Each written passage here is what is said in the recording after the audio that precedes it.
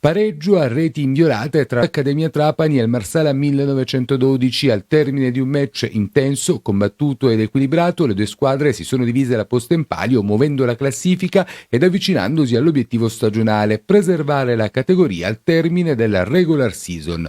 La prima azione, degna di nota, al quinto minuto di gioco. Martorana affonda sull'out di sinistra e crossa nel mezzo per De Luca, anticipato bene da De Castro che si rifugia in corner. Sulla battuta dell'angolo, palla allontanata dal numero 1 della formazione neroverde, tiro senza velleità di Martorana, ben controllato dallo stesso Galesi.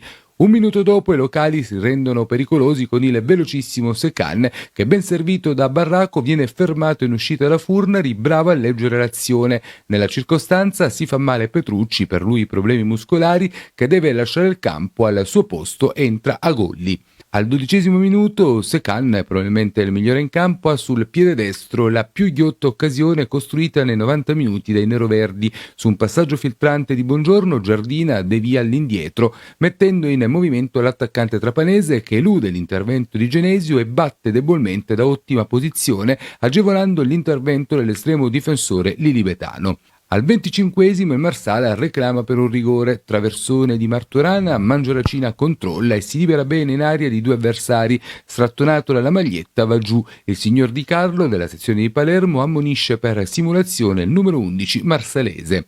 Al 28° ancora Accademia pericolosa con il solito Secan che, ben appostato di testa, non inquadra lo specchio della porta.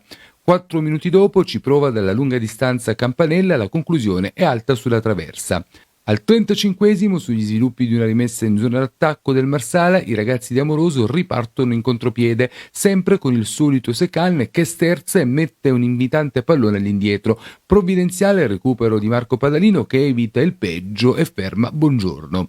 Un minuto dopo, tiro da fuori di Aggio, deviato in corner da Capitan Genesio, e prima del duplice fischio da notare altre due buone occasioni dei locali. Prima Furnari è bravissima ad anticipare con i pugni Buongiorno, lasciato colpevolmente solo, e al 45° al termine di un bel fraseggio Barraco lavora bene un pallone e caccia alto sulla traversa la buona posizione.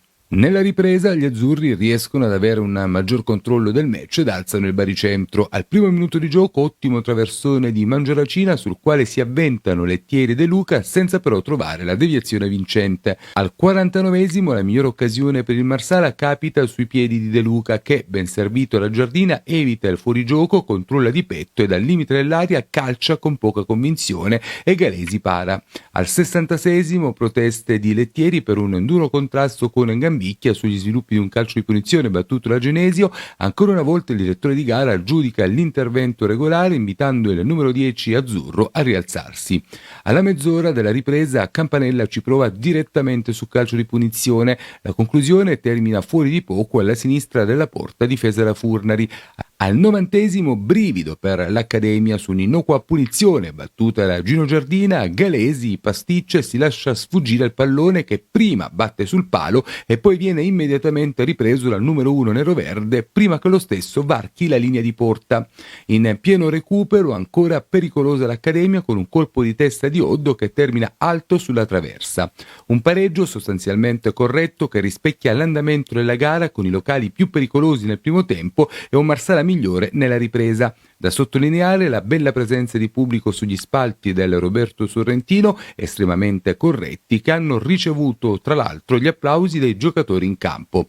Archiviata la trasferta di Trapani per mister Bruculeri e i suoi ragazzi, il prossimo impegno tra le mura amiche del Nino Lombardangotta sarà contro il San Vito Lo Capo.